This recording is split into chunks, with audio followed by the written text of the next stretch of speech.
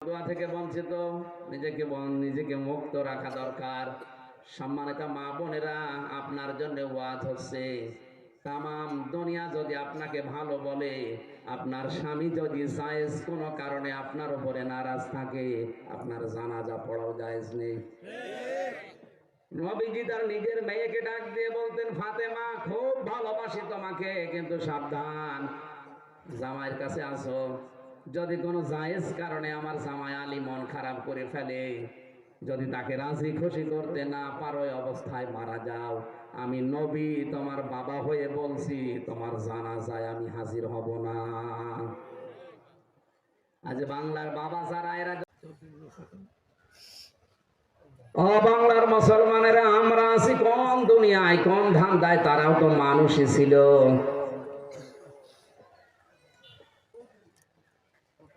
বাজারে যাবার পরে এক ব্যক্তি সদাই কেনার পরে দোকানদারকে 100 টাকা দিয়েছে। টাকা উলট পালট করে বলছে, ভাই এ টাকা চলে না, অচল, আপনি নিয়ে যান, অন্য সময় দেবেন। যেই বলেছে অচল, ও গিয়েছে অজ্ঞান হয়ে। লোকজনকে হুঁশ ফিরিয়ে বলে, কি দোকানদার আপনাকে মেরেছে? বলে না, আপনি অজ্ঞান হয়ে গেলেন কেন? লোকটা বলে, আমি অজ্ঞান হয়েছি এই কারণে টাকাটা দেওয়ার পরে উলট পালট করে দেখে ওর মাঝখানে যে দাগটা থাকা দরকার ওইটা নেই, এটা জাল টাকা। আমারে বলছে এটা অচল, চলে না, অন্য সময় দিয়ে যাবেন। আমি চিন্তা করলাম, আমারও তো জীবনের একটা 100 টাকার নোট আছে, তার নাম হায়াত। আমারে 50, 60, 70 বছরের হায়াত।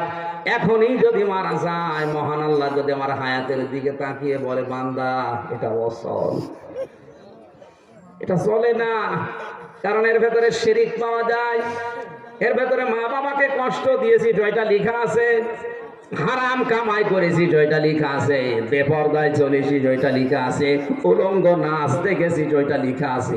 এ অচল, এইটা নিয়ে আমার জান্নাতে যাওয়া যাবে না। তখন আমার কি হবে, এই চিন্তায় আমি সেন্সলেস হয়ে গেছি। আমাদের বিচার ব্যবস্থা এত কঠিন অবস্থা হবে, ফাকাই ফাতাত্তাকুনা ইন কাফারতুম ইয়াউমা ইয়াজআলুল ওয়িলদানা শিবা। আল্লাহ পাক বলেন, কিয়ামতে এমন সালসালা অবস্থা পয়দা করব, যুবক মানুষ বুড়ো হয়ে যাবে। এই কঠিন অবস্থায়, কঠিন দিন আমাদের সামনে আসে না নেই?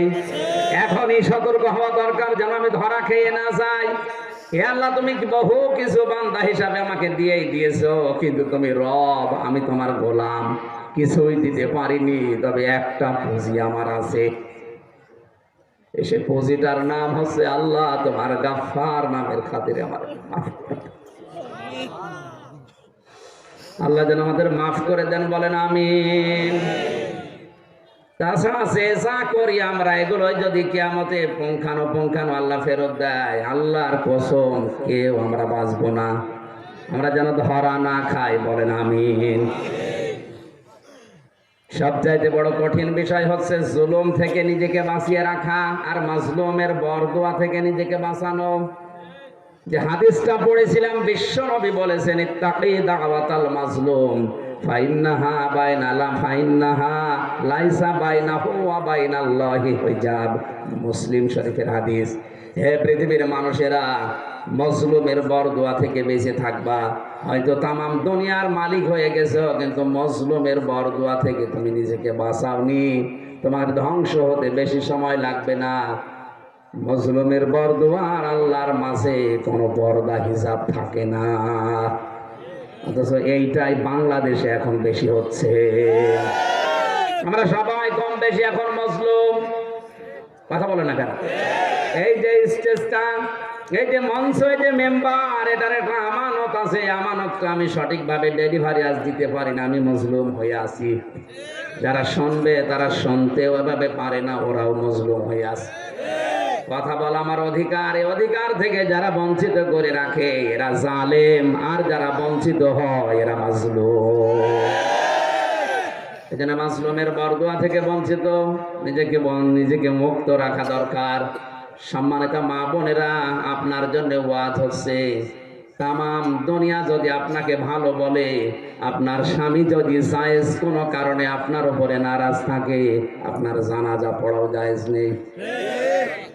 নবীজি তার নিজের মেয়েকে ডাক দিয়ে বলতেন, ফাতেমা খুব ভালোবাসি তোমাকে, কিন্তু সাবধান, জামাইয়ের কাছে আসো, যদি কোনো জায়েজ কারণে আমার জামাই আলী মন খারাপ করে ফেলে, যদি তাকে রাজি খুশি করতে না পারো, ওই অবস্থায় মারা যাও, আমি নবী তোমার বাবা হয়ে বলছি, তোমার জানাজায় আমি হাজির হব না। আজ বাংলার বাবা যারা, এরা যদি মেয়েদেরকে এই শিক্ষাটা দিতে পারতো, কোনো বাড়িতে ডিভোর্স হতো না, স্বামীর মনে দুঃখ দিত না। আরো মেয়েকে যাওয়ার সময় ফসলা যে কিছু হলে তুই চলে আসবি, তোর অন্য জায়গায় বিয়ে দেবো। আপনি এক মেয়ে বিয়ে দেবেন কয় জায়গায়?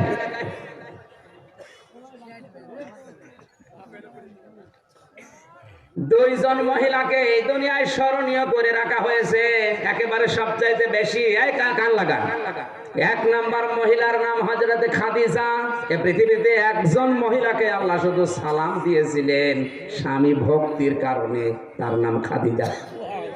আর একজন মহিলা স্বামী ভক্তি করেছিলেন, কিন্তু তার কথা মানেননি আল্লাহর বিরুদ্ধে থাকার কারণে, তাকে আল্লাহ শুধু সালাম দেননি, তার জন্য জান্নাতে একটা ঘর বানিয়েছিলেন, তার নাম আসিয়া। হযরতে আসিয়ার জীবনী পড়েছি, স্বামী তার হাতের ভেতরে প্রেক লাগিয়ে, পায়ের ভেতরে শলাকা দিয়ে, কপালে প্রেক লাগিয়ে মাথার উপরে গরম তেল ঢেলে দিচ্ছিল। হযরতে জিবরাইল জান্নাতটা কাজ করে ধরলেন তার সামনে। হযরতে আসিয়া জান্নাতের দিকে তাকিয়ে বললেন, না, আমি শুধু জান্নাত চাই না, জান্নাতের ভেতরে আল্লাহকে বলো যেন একটা ঘর বানিয়ে দেয়। ইযে ক্বালাত রব্বি বিনিলি ইনদাকা বাইতান ফিল জান্নাতি ওয়া নাজ্জিনি মিন ফিরআউনা ওয়া আমালিহি ওয়া নাজ্জিনি মিনাল কওমিজ যালিমিন। এই যে কঠিন অবস্থা চলছিল, হযরতে আসিয়া ডাক দিয়ে বলে, রব্বুল আলামিন একটা ঘর বানাও আমার জন্য, যেখানে বসে সব সময় তোমারে দেখা যায়। আমার উপর অত্যাচার চলছে, এই দৃশ্য দেখে তোমার যেন রাগ হয়ে না যায়। তুমি আমার স্বামীর অত্যাচার থেকে আমাকে বাঁচাও, কিন্তু আমার স্বামীর উপরে গজব দিও না। ফরিদপুরের মা বোনেরা কথা বললেই ওরা মনে করে আমাদের বিরুদ্ধে বলছে। আমি আপনাকে ভালোবাসি, আপনাকে বাঁচাতে চাই, এই জন্য বলছি। আপনি হয়তো নামাজ পড়েন, রোজা রাখেন, কালো বোরকা পরেন, কথায় কথায় স্বামীর মনে দুঃখ দেন, খোঁটা দেন, এমন এমন আচরণ করেন যেন সে কষ্ট পায়। আল্লাহর কসম, আপনাকে জান্নাত না জান্নাতের ঘ্রাণও আল্লাহ শোকাবে না। আপনার স্বামী কি ফেরাউনের চাইতেও জানোয়ার ছিল? কথা বলেন না কেন? এত বড় জানোয়ার ফেরাউন, এর মতো স্বামী দুনিয়ায় কারো আসবে না। নিজের স্ত্রীর হাতে ব্রেক লাগিয়েছে খালি ইমানের কারণে। আপনি নামাজ পড়তে গেলে ও কি মাথায় গরম তেল ঢেলে দেয়? এত বড় কঠিন স্বামী তো আপনার না। হ্যাঁ, হয়তো একটু একটু অন্যদিকে লাইন করে, তাই অবশ্য ঠিক না। পরকীয়া প্রেমে যারা আছেন থামেন। স্ত্রীরা একটু উদার হবেন, আপনার স্বামীকে কন্ট্রোল করেন। আপনি নিজের থেকে যদি একটু উদারতা দেখান, যা আল্লাহ দিয়েছে উজাড় করে দেন, জীবনেও অন্য জায়গায় লাইন করতে পারবে না। এমনি শরীর চলে না, হাড় বাল দিয়ে ঠিকই আছে। যদি লাইন করে, এটা মিথ্যা কথা। এই স্বামী স্ত্রীদের কাছ থেকে সঠিক রেসপন্স না পাওয়ার কারণে হাজারো মানুষ পরকীয়া প্রেমে লিপ্ত।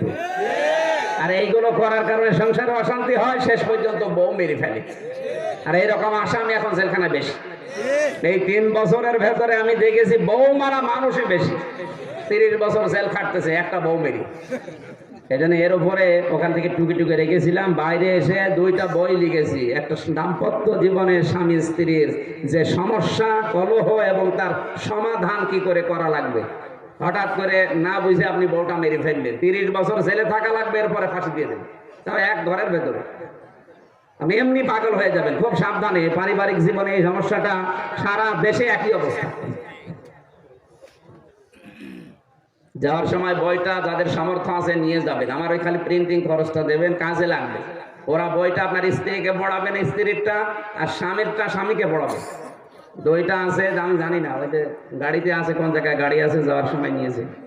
আমার মনে হয় আমার গলা এবং শরীর সবই খারাপ, জোর করে করে আমি এগুলো